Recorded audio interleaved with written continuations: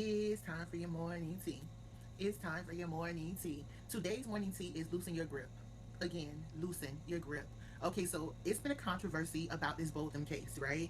With the little brother who forgave his brother's murderer. So half of the community agrees with that's his name, Brent's level of forgiveness, and some people don't. And in the Christian community, honestly, it has been an uproar. People are pulled in so many directions, and I personally feel that something that should have pulled us together actually stretched us even more apart. So everyone is entitled to their opinions. I'm not here to say who's right or to say who's wrong. What I am here to speak about is my experience with unforgiveness, harboring it, letting it sit and letting it fester within myself. Now, unforgiveness may not affect everyone the same way, but as for me and myself, it was a spirit, a being, meaning state of being, that affected me and those around me. So I've told you guys several times that years ago I needed to forgive someone, and I harbored unforgiveness for over 30 years. And over, I want to say, the last 5 years or so, there were little situations where I needed to forgive someone. But as I was sitting there thinking today, I thought about the times where other people had to forgive me. Not just Christ, not just God, but I mean, um, peers, leaders, parents, siblings, friends. I don't know if I said friends, but there are people who had to forgive me. So let me speak to about myself. I agree with Brent. There are steps you need to take to forgive someone. But what I can tell you for myself, I had such a tight grip on unforgiveness that unforgiveness had a death grip on me. Don't believe me? I'm being honest. It drained me. I carried around weight that was unnecessary. I didn't know that then. I know that now. And the only way I'm able to tell you that is because I have been able to forgive. So, that one experience of not forgiving someone since my youth, or I want to say three people, specifically three people, I needed to forgive from my youth, and no, it was a little bit more, okay? So, I needed to forgive them from my youth, and I didn't know how. I was not taught forgiveness. And it's probably because, I'm being honest, the people who were around me didn't forgive those people either. So if they were speaking into my life saying, I forgave this person, Tamika, you need to let it go. You need to learn. Know that vengeance is the Lord's. Know that you'll have more peace by letting it go. I may have not understood that at the wee ages of, I want to say, 5 through 10. But the seeds that they would have planted would have helped me towards my teenage years and my adulthood. But because they didn't know how to forgive, I didn't know how to forgive. They didn't know how to forgive, so they couldn't teach me how to forgive. Honestly, a lot of things that we hold on to, or a lot of things that we know or we've learned, or I want to say our characteristics, some of the things that we have embedded by some of our ways, it's honestly was stimulated by someone else's ways. Don't believe me. What is the influence that your parent had over you?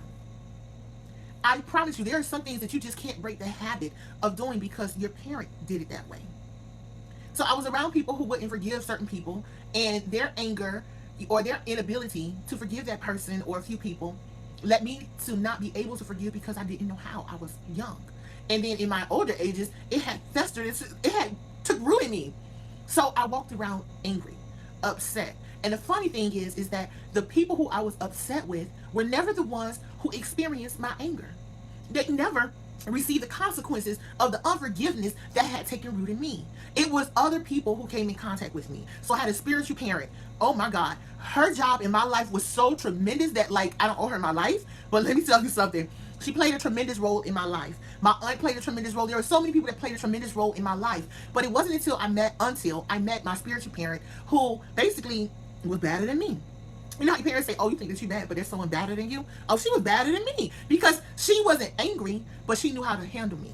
She had dealt with forgiving people. Like, she didn't have an issue with unforgiveness because she had already learned how to forgive people and let situations go. So with me, she had to teach me that I had an issue, that unforgiveness was harboring in me, that it had festered, it had branched out, it had honestly produced fruits. And the image in my head is so ugly when I think about that. So what she had to teach me was how to begin to dig. So in the beginning, she got on her hands and knees, and I used to joke with her and tell her that she got beneath her nails dirty, because she used to dig for me because she knew I didn't know how to dig to uproot these bad seeds, these roots that had taken place and grown in me.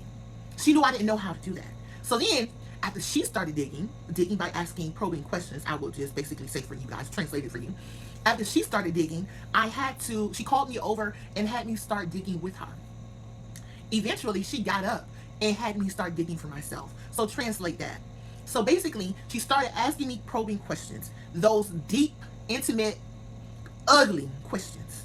Those questions that I didn't want to face. I can't even say afraid to face. I just didn't want to face because that meant I had to face myself and face the truth. So then, somewhere down our path, she would tell me to ask the hard question. Tamika, ask your hard question. And then I would have to tell her the hard question. And then eventually I started asking the questions on my own to myself. And every now and again I would tell her, hey, this situation came up and I had to confront this. And this is what I learned. So sometimes the answer was sufficient. What I mean is she knew when I had actually dug deep enough and gotten the right answer and I was able to uproot that little root, right? Or she also knew the times that I asked myself a question and I found an answer that I was comfortable with. She wanted me to find the uncomfortable, which was the deeper. So back to this forgiveness and unforgiveness. This is what this leads to. By us doing this digging, her calling me over to teach me how to dig, her getting up and allowing me to dig on my own, it helped me face some issues within myself, and I was able to uproot unforgiveness for those particular people. Now get this, the funny thing is, some of those people they've passed away. So I forgave them once they were already gone. So it's like, why did you forgive them then? Because I was still carrying the weight and everyone around me was still suffering from it. Okay. The death grip. I had such a grip on unforgiveness that it started, like I said, gripping me back. I was unable to have healthy relationships because no one knew when I would explode. Like I was the type of person that would hold everything in, bottle it up, and then I would explode and everyone around me had to suffer the consequences. So it pushed some people away and it allowed some people to stay. But it wasn't fair. I want to say, it wasn't that I didn't care. I just didn't know how to fix it.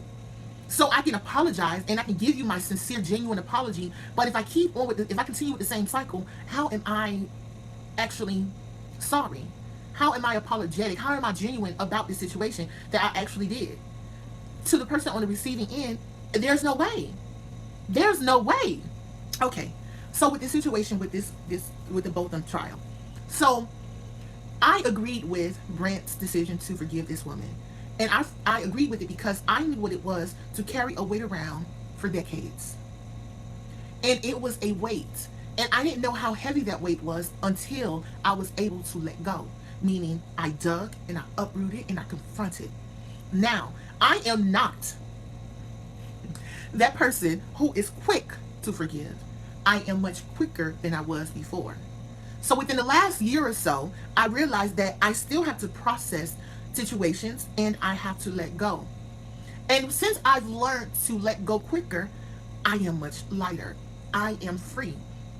Unforgiveness is a prison. That spirit tortures you, believe it or not. So I'm not saying that the young man has totally forgiven the woman or if he still needs to take steps. What I'm going to say is he took the first step publicly. Well, I won't even say publicly. He took the first step within himself because he had to think about this. He had to consider it, and their family is a saved family. They have a relationship with Christ. So he had to talk to God, and God was talking to him back. So the first step was accepting. Then let me go to my daddy. You know, I call God my daddy. So let me go to my father about this. God, what are you saying? Nah, I don't agree with it. No, I don't think I can do it. God is like, forgive her. Listen. So he went back and forth. This is my scenario of it. And then he finally let go. And then the words was not enough. Because anyone can say that they're sorry, but actions speak much louder than words. So he was like, let me show her. Let me extend myself to her to let her know that she's forgiven. Now that, was on him. Like, that's another level. And I honestly believe it was on him, but it was for her. It was for her. Because actions speak louder than words, right?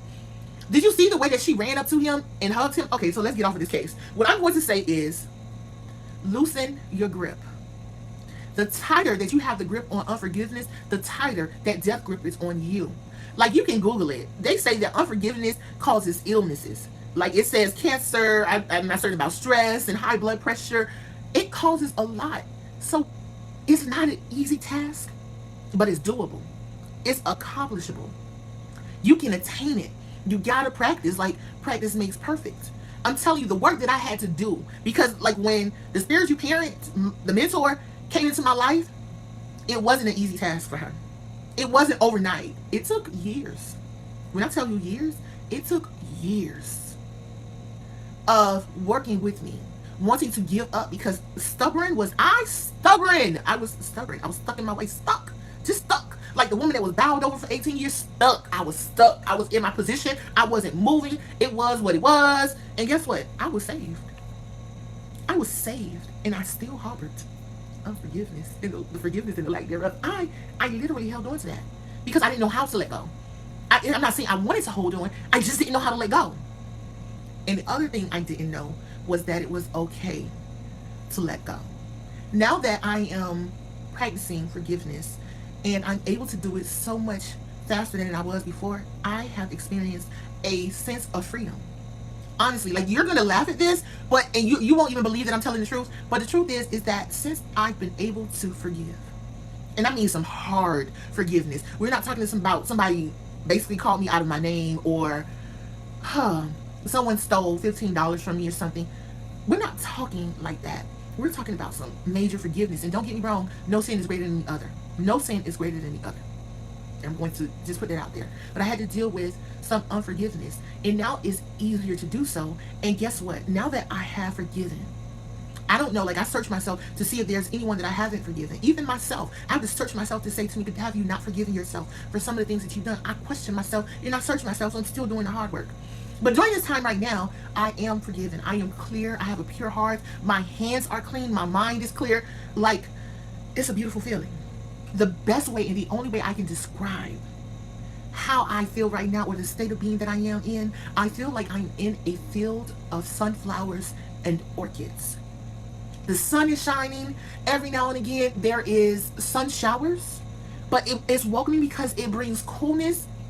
It's like dew is on the leaves of these flowers. I cannot explain it any other way. Forgiveness is worth it. It's a process. The best way that I can tell you how I forgive, because I'm not like Jesus that I can just cast your sins into the sea of forgiveness and boom, it's gone. I'm not that person, but I have learned to forgive and forget. And what I mean by that is I have not forgotten your sin against me, and I'm sure you have not forgotten my sins against you. But I haven't forgotten them, but I don't throw them up. I don't bring them up. And if they come to mind, I dismiss them. Why? Because this freedom that I am experiencing, this joy and this peace that I am in right now, because honestly, everything isn't perfect, but where I am right now is indescribable. I drew an image and I provided you guys with the best imagery I could. But it's so refreshing on the inside. It's like taking a shower. Coming out and you know how the air conditioner is on and it's cool. It's like that. Or going outside and feeling the crisp air against you. Or walking to your car or walking down the street and you feel the warmth of the sun kissing your cheek. That's what it feels like. It feels like being able to go to sleep and resting easily without a second thought of the situation. Or if there is a second thought, a third thought, or 100th thought, you're able to push it aside and say, you know, I'll pick that up when I wake up because it's not worth me losing sleep over. We serve a God who never slumbers nor sleep. Jesus fell asleep in the ship, but he was at peace. When you go to bed, be at peace. I mean, say a prayer, dismiss that. If you say that you have to pick it up in the morning, you'll deal with that another day, do that. The situation may remain. How you handle it is what we want to address. How do you confront it? How do you live with it? And do you want to live with it? And if you have sinned against your brother, ask for forgiveness. Ask for forgiveness with a pure heart. Ask for forgiveness. Now, it's on them with what they do after that. Because you've cleared your heart, you've cleared your mind, you've cleaned your hands. You don't want to keep on sinning against them. You don't want to continue to trespass against them. Because what you did, it will mean like, oh, so you apologize to me, but you really didn't mean that. Let's not do that. Forgive those. Like the Lord's Prayer. Forgive our trespasses as we forgive those who trespass against us. We're asking God to forgive us of our sins as we forgive those who trespass against us. What about you trespassing against them?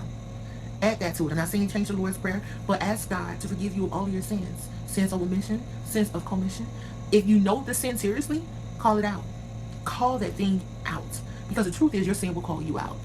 Anyway, it's pretty long and I enjoyed my time with you guys. Don't forget to like, comment, share, subscribe. You know that, subscribe. And on the side of that subscribe word, there's a little bell. Ring-a-ling-ling, school bell. Ring the bell. That bell gives you notifications that, hey, Tamika has posted. There's something. Morning tea is up. The morning tea is hot and steaming. It's ready to be served. Like I said, like, share, comment, subscribe. Tap that bell. And don't forget to loosen your grip. Don't forget to loosen your grip. Don't forget to loosen your grip.